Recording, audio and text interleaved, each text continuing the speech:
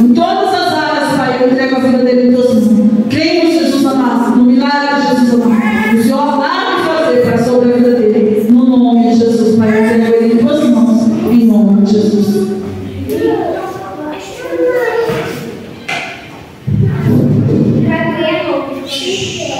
Só da igreja já pode Senhor, amém? Amém.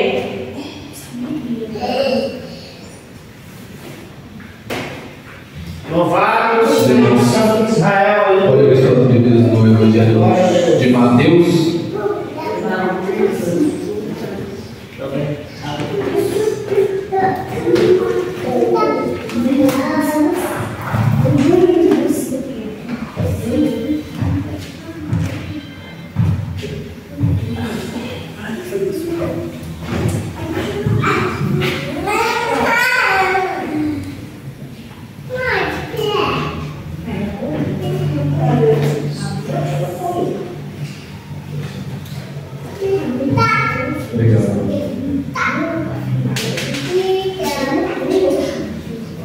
Só um minuto, igreja, que a minha marcação correu aqui e eu não achei.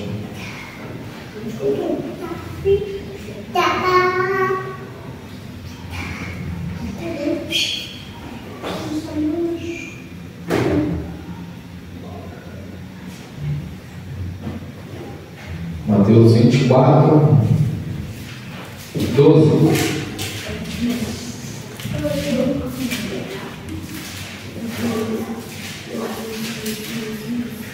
O texto diz assim: e por se multiplicar a iniquidade, o amor de muitos se esfriará, mas aquele que perseverar até o fim será salvo. Aleluia, em nome de Jesus. A igreja pode se assentar. Glória a Deus.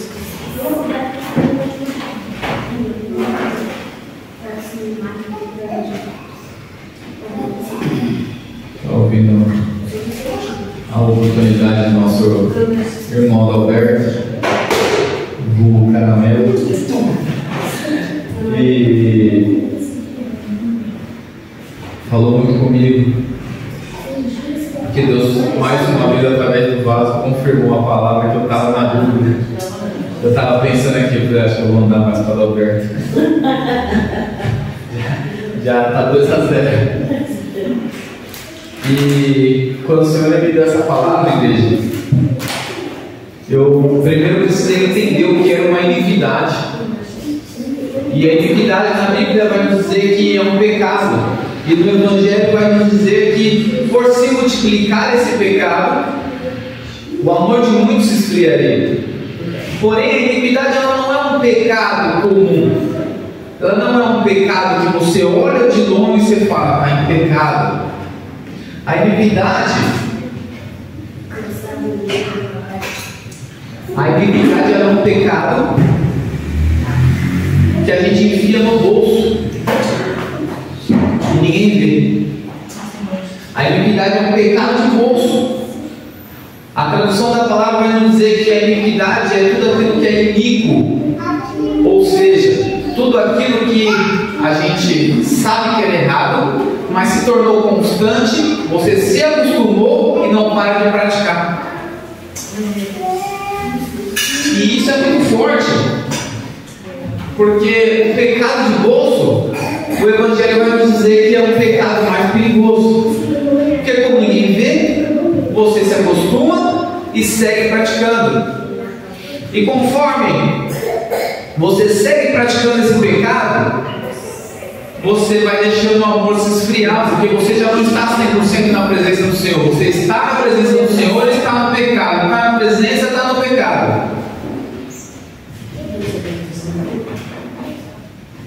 E ontem inclusive, a gente estava conversando sobre algo parecido.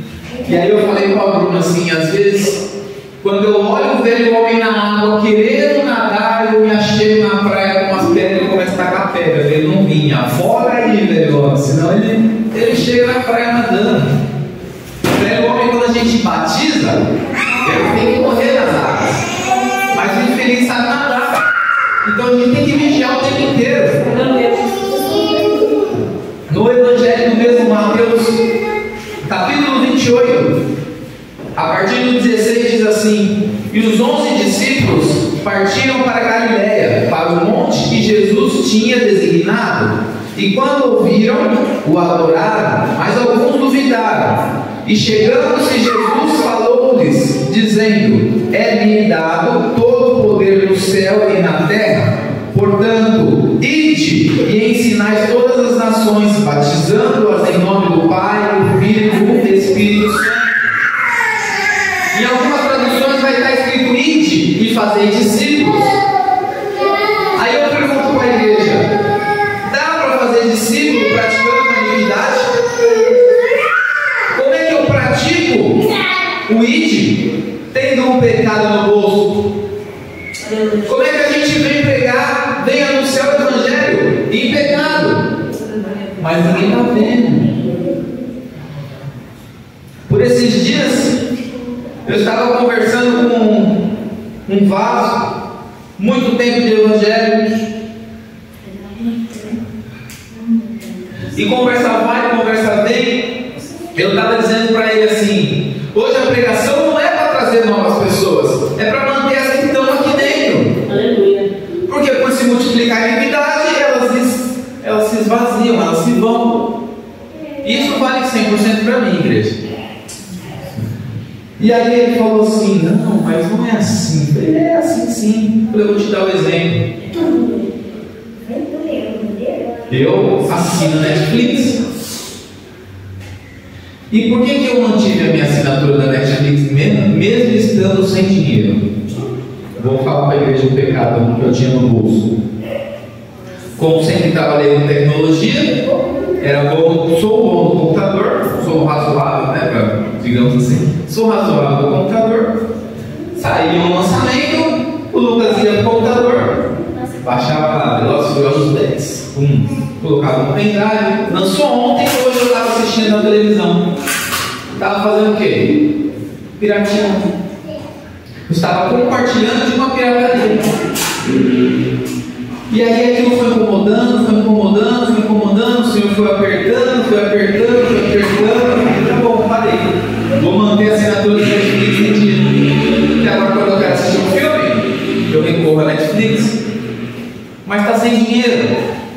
Ou é Netflix ou é o pecado. Quando a gente aperta, para ir para Netflix.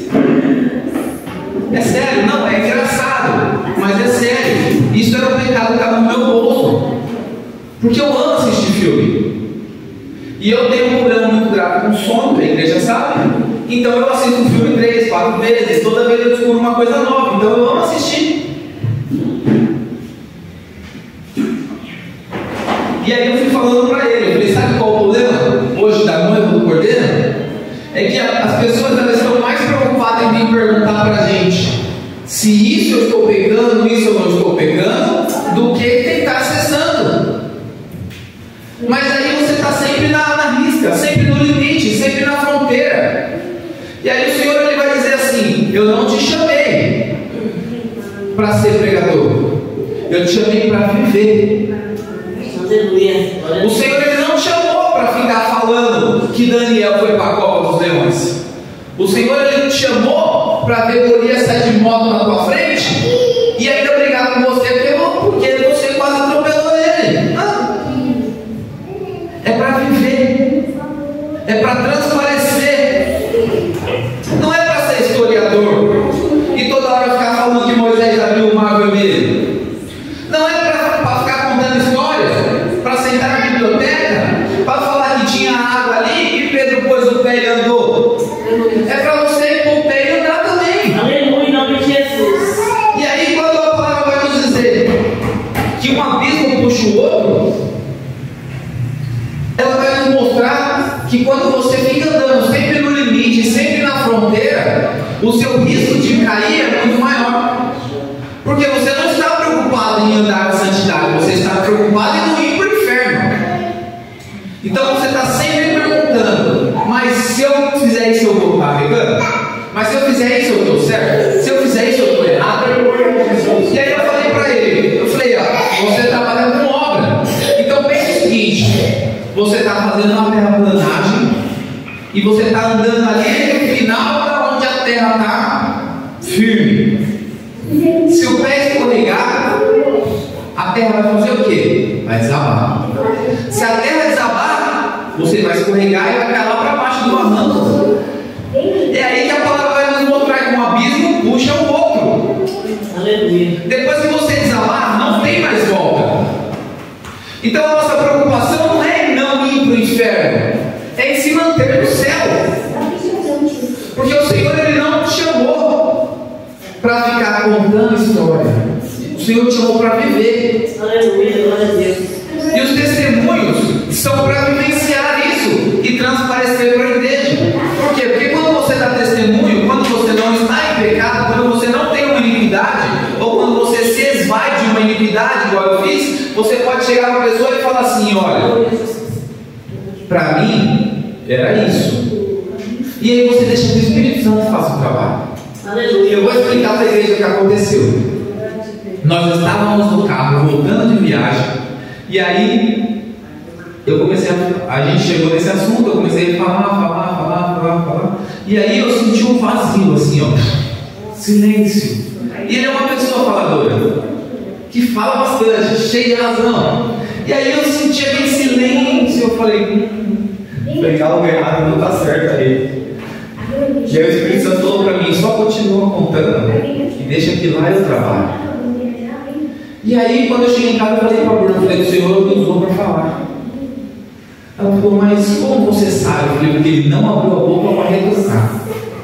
Por quê? Porque é crente velho de Bíblia, conhece, prega, mas alguma coisinha ali o Senhor usou para falar com ele. Eu não sei o que e nem perguntei. Mas você percebe que não houve uma discussão. Porque é muito fácil eu chegar para o Alberto e falar assim: Moisés, quando abriu o mar vermelho, colocou o pé direito. O Alberto olha para mim e fala: não, ele colocou o esquerdo. E aí, vai embora, o discurso vai embora. Agora, quando o Espírito Santo ele quer convencer o homem, você vê que a pessoa não retruca, porque aquilo entra e não sai pelo outro lado. Ela fica. De uma forma ou de outra, a palavra fica. E aí o assunto foi fluindo. E aí eu falei para ele, quando eu comprei meu carro, eu falei para o Senhor, o primeiro carro, eu falei para o Senhor: se o Senhor me der o meu carro, eu andava na rua, igreja, para a igreja ter noção. Eu via carros estragados que nem esse assim, eu falava: meu Deus, eu preciso não ter um carro para trabalhar. O carro está estragado, me dá um desse que eu boto para funcionar, eu arrumo. E aí falei para Deus: quando o Senhor me der o meu primeiro carro, eu nunca vou pôr uma música do mundo dentro dele. E eu ainda tinha um pelão pecar, eu gostava de vez em quando de escutar uma coisa diferente. Mas eu prometi para Deus e não pus. Arrumei confusão, fui instalar o som do carro, o cara do som queria testar as batidas. Eu falei: não tem batida, esquece. Não, falei: esquece. Quanto custou? Tá bom, tchau, fui embora. Não vai. E aí, outra iniquidade. Baixei um aplicativo chamado Spotify, aplicativo de música. Você bota para tocar música no aplicativo de graça. No meio da música veio uma propaganda, igual o YouTube, que de vez em quando as irmãs escapam aqui. Veio uma propaganda. Só que no aplicativo de música a propaganda era música. Quais eram os hits do momento? As músicas do mundo. Não era uma música cristã, era do mundo. E aí, 30 segundos, aquilo que eu prometi ao Senhor deixava de acontecer dentro do meu carro. E aí eu falei: bom, não dá, né? Prometi, é minha palavra, Deus, não posso. Toma, tive que pagar o Spotify para parar de colocar a música do mundo no carro. Eu escutava só rádio cristã. Aí a rádio foi vendida, parti para o aplicativo, tive que pagar para não pegar. E a gente às vezes consegue se livrar muito fácil. É que às vezes a gente não quer, porque o pecado está no bolso, já acostumando com ele. Era só 30 segundinhos de música, não ia fazer diferença. Mas para Deus, eu dei a palavra, ia. Para o Senhor, que quando eu subo aqui, eu anuncio, ia fazer toda. Porque aí se chega alguém na igreja, possuído pelo inimigo, e eu estou aqui pregando com o pecado no bolso, o inimigo vai olhar para minha cara e vai falar: tanto faz você falar, você faz da minha vontade. Aleluia, Jesus. mas era só uma musiquinha. Aleluia a Deus. Mas era vontade. E aí? Então a gente tem que tirar o pecado do bolso, tirar a iniquidade. Para quê? Para poder andar em santidade. Às vezes o pecado no bolso, você nem sabe, nem lembra que ele é pecado. Mas a gente tem que começar a se avaliar. Por quê? Porque em Mateus, Jesus ele vai dizer: ide e fazer discípulos. E qual é o nível de discípulo que você está fazendo? Porque lá em 1 Coríntios 11, Paulo, que era cheio de pecado, a primeira frase diz assim: sejais meus imitadores, assim como eu sou de Cristo. E qual era o tipo de imitadores que Paulo ia criar? Os agressores? Os que apedrejavam? Não, os renunciadores. Aqueles que renunciaram tudo que Paulo tinha para servir a Cristo. E aí, quando a história vai nos mostrar tudo que aconteceu na vida de Paulo, Paulo ele diz assim: tudo que passou era esterco, e o que vinha agora é lucro.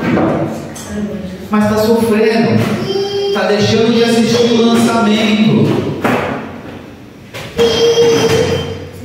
está deixando de discutir no trânsito.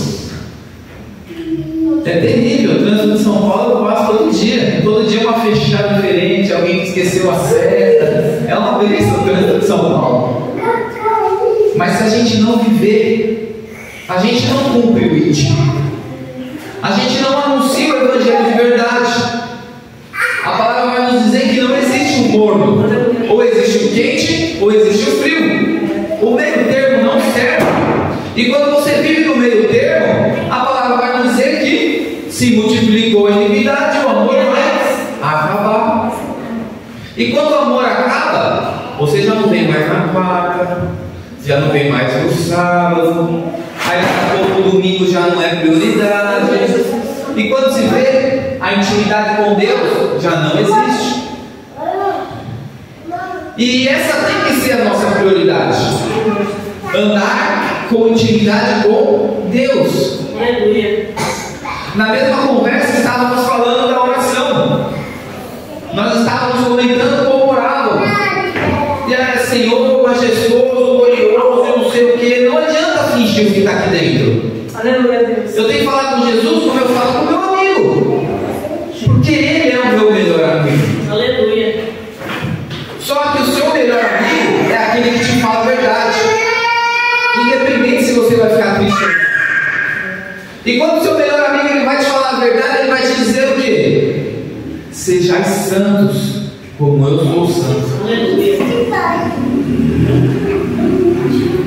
Cristo enfrentou todas aquelas aflições que nós temos como enfrentar na terra. E ele dizia assim: tenha bom ânimo, porque eu venci o mundo. E quando nós temos bom ânimo nele, ele nos ajuda a vencer o mundo. Glória a Deus. E às vezes as provas elas vão apertar, elas vão afligir, e aí elas vão chegar como Daniel, que não quis entrar na iniquidade. Daniel, quando ele tinha que adorar o rei, a estátua do rei, que era uma iniquidade, o que Daniel fez? Ele falou: não vou. E aí, cercado de opiniões, porque não cometeu uma iniquidade. Iniquidade essa que, se nós formos olhar no livro de Reis, uma das mulheres de Davi cometia. E isso é passível de acontecer: adoração aos outros deuses, idolatria. E aí Daniel não comete uma idolatria. E a prova aperta. O rei faz o quê? Joga Daniel na cova dos leões. E quando ele decide ser santo, o Senhor socorre. Aleluia. E aí, no dia seguinte, na manhã seguinte, o rei chega na cova e diz o que? Daniel, o seu Deus te salvou? E Daniel responde lá de dentro: vive o rei, o meu Deus me livrou. Daniel, naquele momento, ele estava fazendo o que ia ser amanhã mais tarde escrito no Evangelho: de ide e fazer discípulos. Quem era o discípulo de Daniel naquele momento? O rei. Porque logo em seguida, o rei ele faz um decreto e que diz assim: todos adorem ao rei, ao Deus de Daniel. Aleluia. Aleluia. Daniel naquele momento ele estava fazendo um discípulo, Aleluia. sem saber que amanhã mais tarde aquilo seria escrito nos evangelhos. Mas isso foi por quê? Por uma decisão. Decisão essa que às vezes custa, às vezes dói, às vezes é fácil resolver, às vezes não é. Quantas vezes eu ouvi pessoas caçoando de mim quando eu não podia assinar na Netflix, as pessoas diziam para mim: vai na Santa Efigênia, tem um aparelhinho da net lá que libera todos os canais. Aí você assiste Telecine, assiste a Fox, assiste o que você quiser, assiste futebol, o ESPN, você assiste um jogo de basquete. Não vou, porque é errado. Mas isso não acontecia no mundo, isso acontecia na igreja. As pessoas da igreja falavam para mim: vai lá, compra, eu tenho também, funciona bem. É sério, igreja. Cristo, quando ele fala que por se multiplicar a iniquidade, o amor de muitos esfriaria, ele já não está falando só para quem não conhece a mensagem, ele está falando para os discípulos, ele está falando para quem anda com ele o tempo inteiro, ele está falando para um Pedro que carrega a espada, ele está falando para um Judas que era ganancioso, amanhã mais tarde ia trair ele. Mas ele também está falando com o João, que era íntimo e deitado no colo dele. Ele está falando para nós, estamos aqui. Glória a Deus.